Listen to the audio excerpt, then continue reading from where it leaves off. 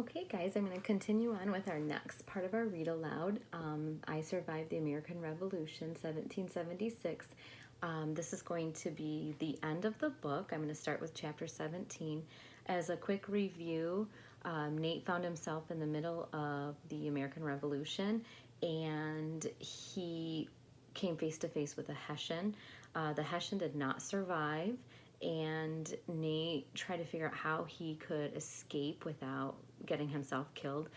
So he ended up taking the Hessian's clothes and putting them on himself so that he looked like one of them, and maybe could escape back to his to the camp that he was staying at.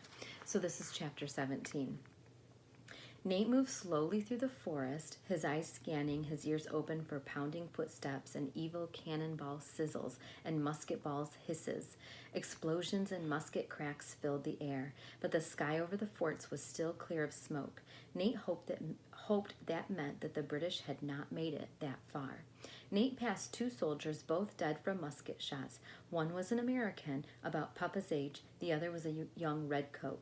Nate whispered prayers as he went by each one. He kept moving. He saw no more soldiers, alive or dead. But a few minutes later, he heard voices. There, not far up ahead, up in the hills, 4 redcoats. Every one of Nate's muscles twitched. Run! But Nate thought of Slash tipping his hat at the policeman as he strolled by. Nate reminded himself he was not a terrified young boy. He was a brave Hessian. Hopefully the soldiers were far enough away so they wouldn't notice the coat's torn bottom and how it sagged off Nate's shoulders. Nate gritted his teeth. He walked along, waving stiffly like a Hessian might. To Nate's shock, the redcoats waved back. Soon they were out of sight, and Nate made it to the road. It would lead him out of the woods and right back to the fort. Nate quickened his steps. Explosions pounded his ears. Smoke burned his eyes and nose. The booms and crackles were getting louder. Just get to the fort, Nate told himself. Just get to the fort. He came to the edge of the woods. Now just about half a mile of open fields stood between him and his fort on Brooklyn Heights.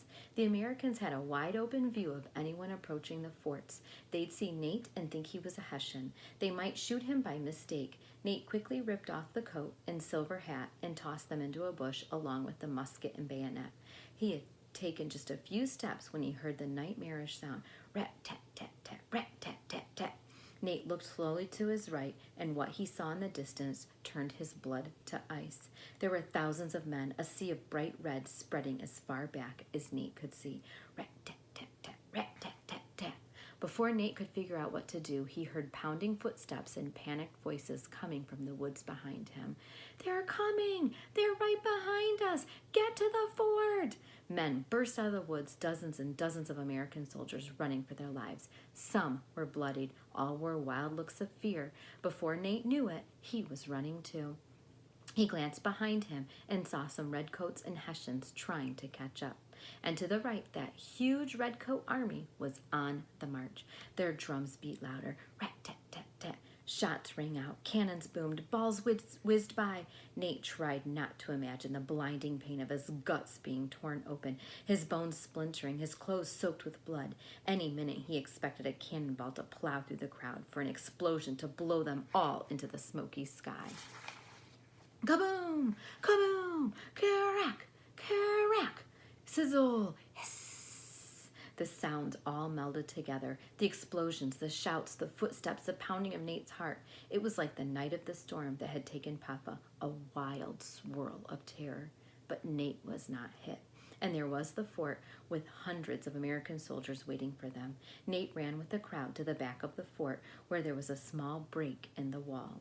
He collapsed onto the ground, but he sat there just long enough to catch his breath, and then he walked all around the fort, searching the crowd of dazed and terrified men for Paul, Martin, Captain Marsh, and the rest of the Connecticut Fifth.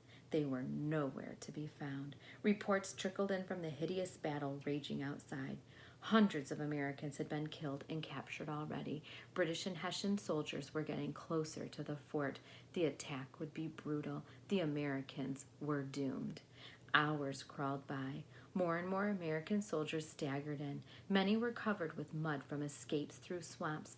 Others were soaking wet and half drowned from swimming across ponds and creeks. Some clutched arms that had been shattered by British or Hessian musket balls. Others were bleeding from the bayonet gashes. Dawn came, and still the British didn't attack.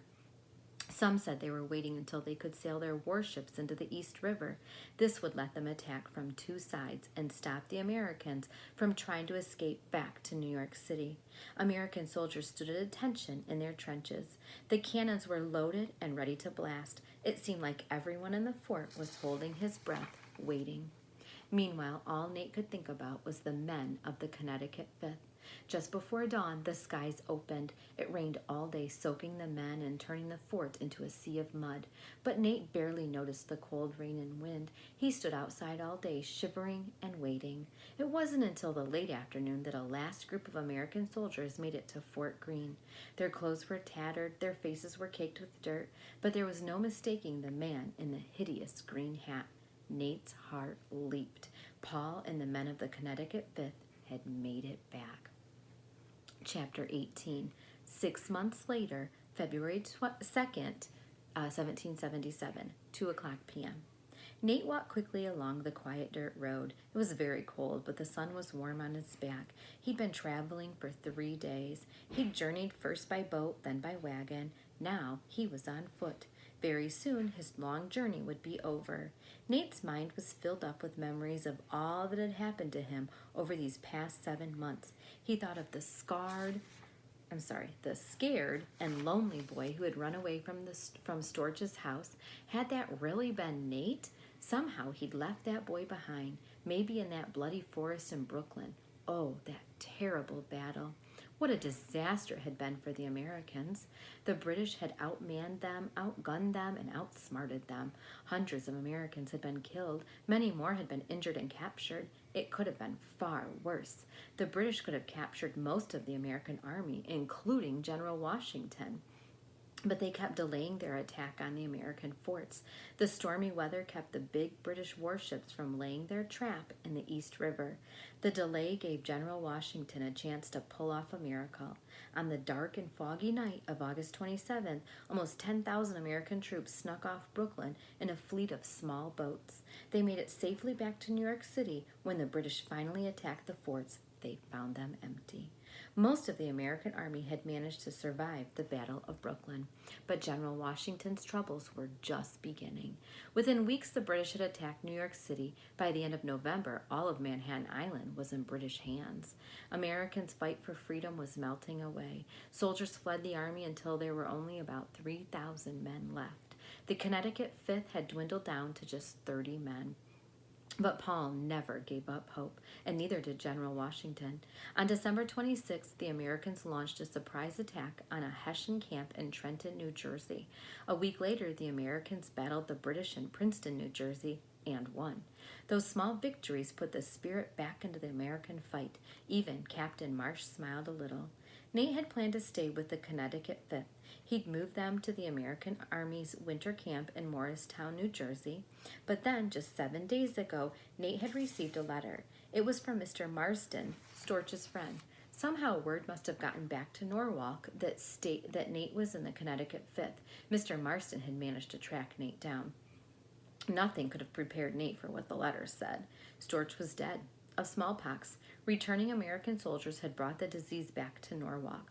More than 100 people had died, but the truly shocking news came at the end of the letter. Mr. Marston explained that Storch had left no will, no letter saying what should be done with his property. You are your uncle's only living family member. Because he left no will, all of your uncle's assets go to you. Nate read that sentence about 20 times until he fully understood what this meant for him and for Eliza and Theo. They would be free.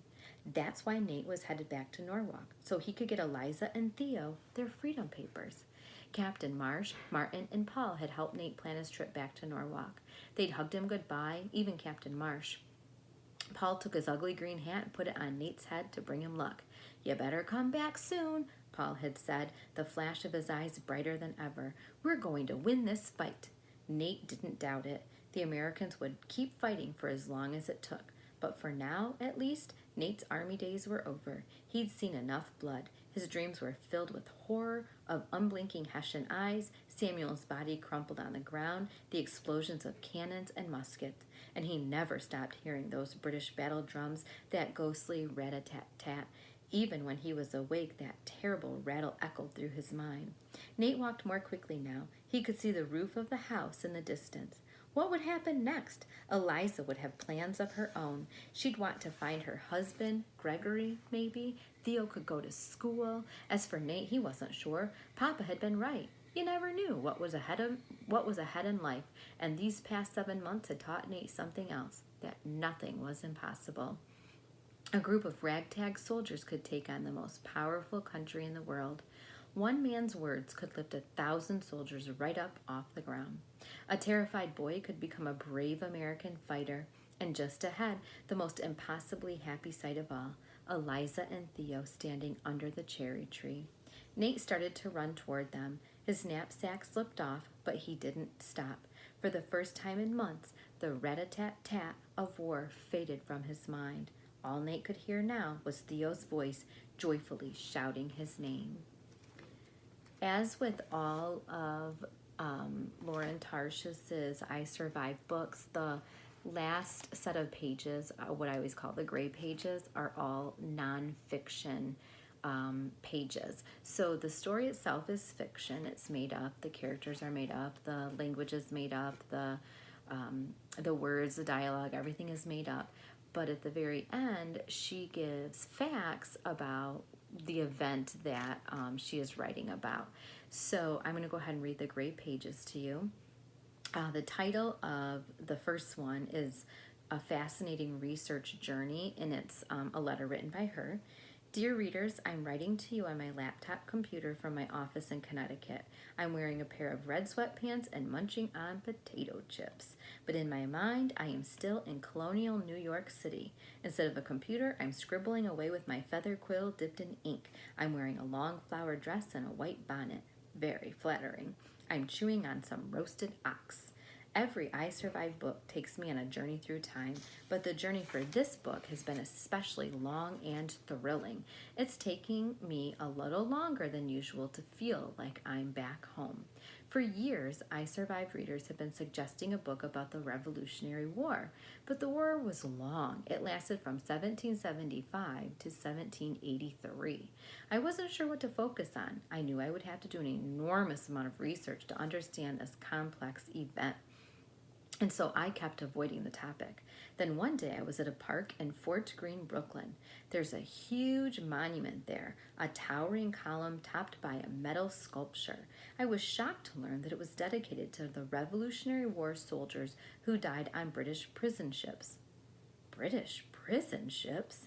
I sat down on a bench and did some instant research. I learned that 11,500 American soldiers died on prison ships docked in the waters around Brooklyn. Many of them captured during the Battle of Brooklyn, also known as the Battle of Long Island, the biggest battle of the Revolutionary War. Here's a picture that she was discussing.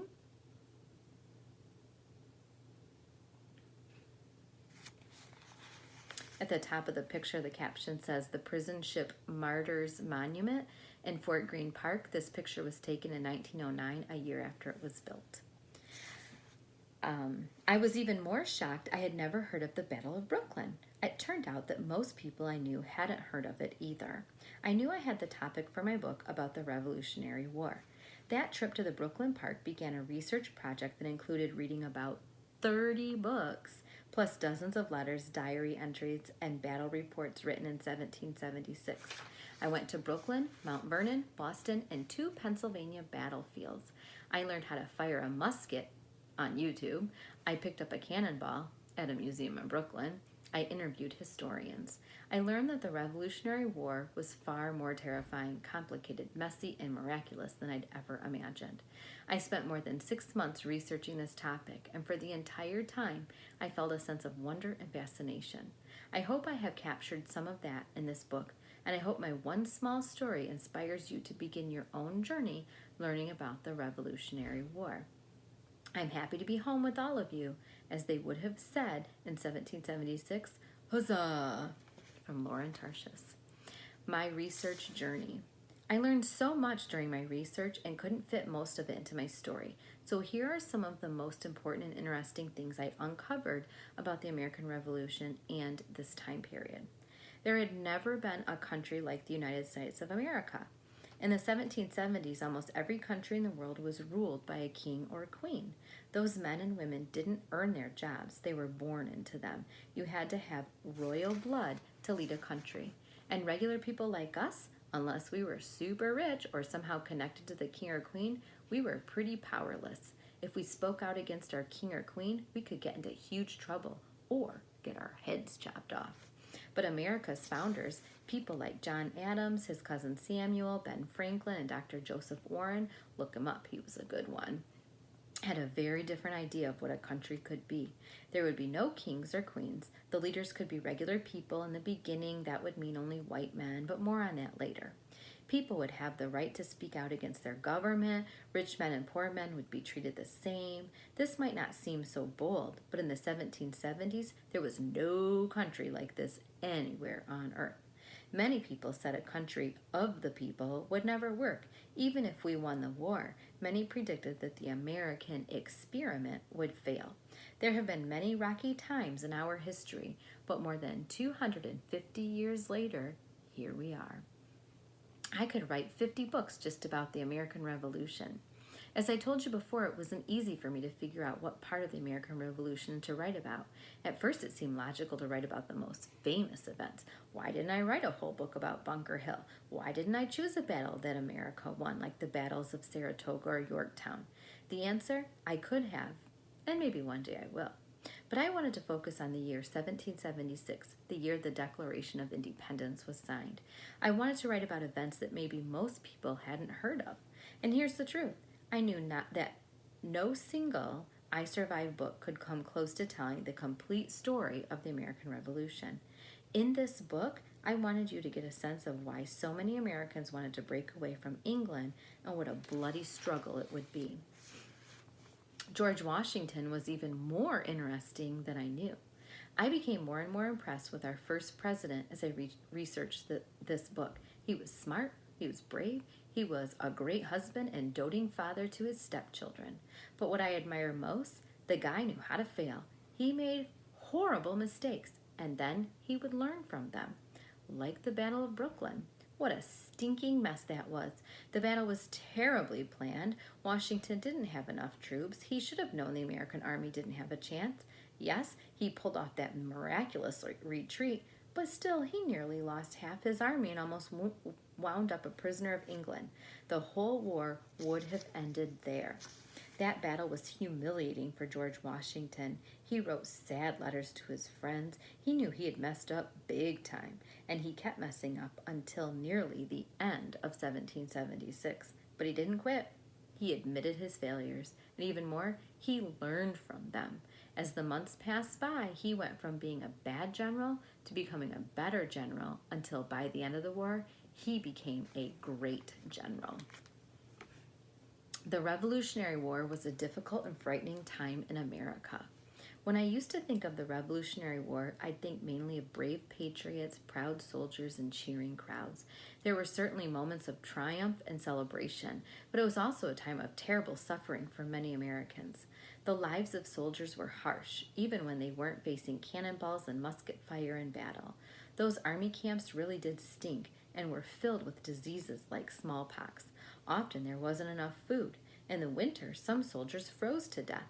But the war also brought terror and misery to people up and down the colonies. The British burned many towns, including Fairfield, Connecticut, the town right next to mine.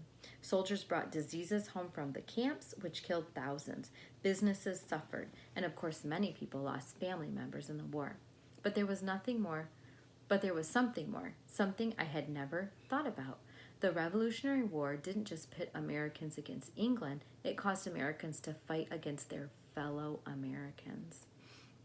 Not everyone supported the idea of an independent America, especially not in the early years of the war. Many Americans felt loyalty to King George. They were known as the Loyalists. After all, more than 150 years, England had protected its colonies and helped them grow. By 1776, America was one of the richest places in the world. More people knew how to read in America than anywhere else. But as the war began, loyalists were condemned, often by their own neighbors. Patriot mobs attacked and tortured loyalists. Thousands of loyalists and their families lost their homes and fled to England. Families were torn apart. Lives were shattered. The Revolutionary War was a long war. The Revolutionary War officially began in Lexington and Concord on April 19, 1775. The war dragged on for 8 years until September of 1783. In between, there were hundreds of battles. There was fighting in almost every American colony, from snowy woods of upstate New York to the steamy swamps of Georgia. Many of the biggest battles are not well known. The Battle of Brooklyn, also known as the Battle of Long Island, was the largest in terms of the number of soldiers who fought on both sides. The bloodiest was the Battle of Charleston in South Carolina. In that battle alone, 240 men died or were wounded, and a staggering 7,000 American soldiers were taken prisoner.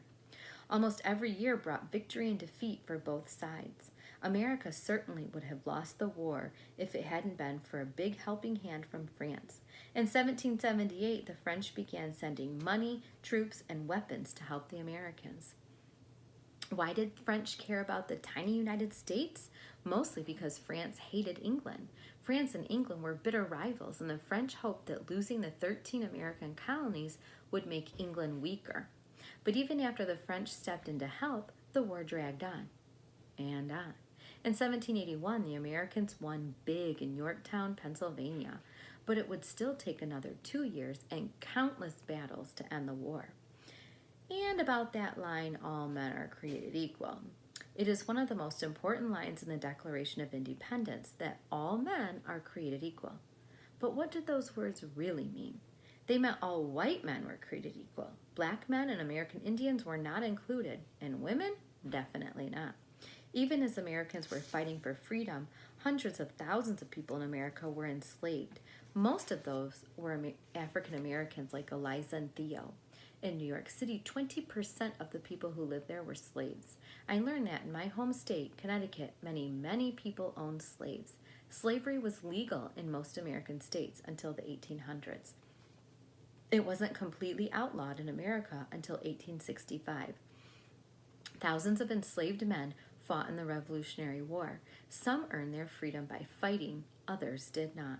It was painful to read about the lives of enslaved people during the Revolutionary War and beyond.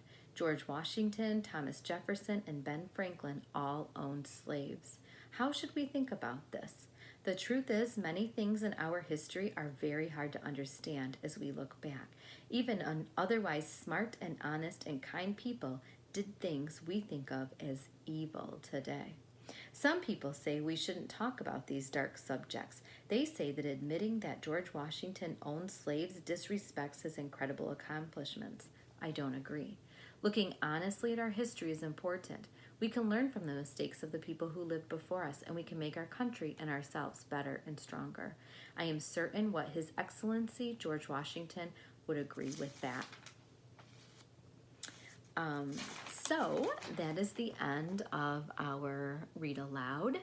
On your last slide for the virtual learning, I have another surprise read aloud, but I have the entire book on one slide in the form of 4 videos. So you can look forward to reading or listening to another read aloud at your leisure, maybe on a couple rainy days through the summer. You'll always be able to access these slides on our school website. So if you somehow lose them in the email, you can access them through our school website. So I hope you've enjoyed listening to the read aloud. The next 2 weeks, I'm going to have a different kind of a read aloud, and then of course the bonus slide on the last slide, or on the last week. So hopefully you've enjoyed it. Bye.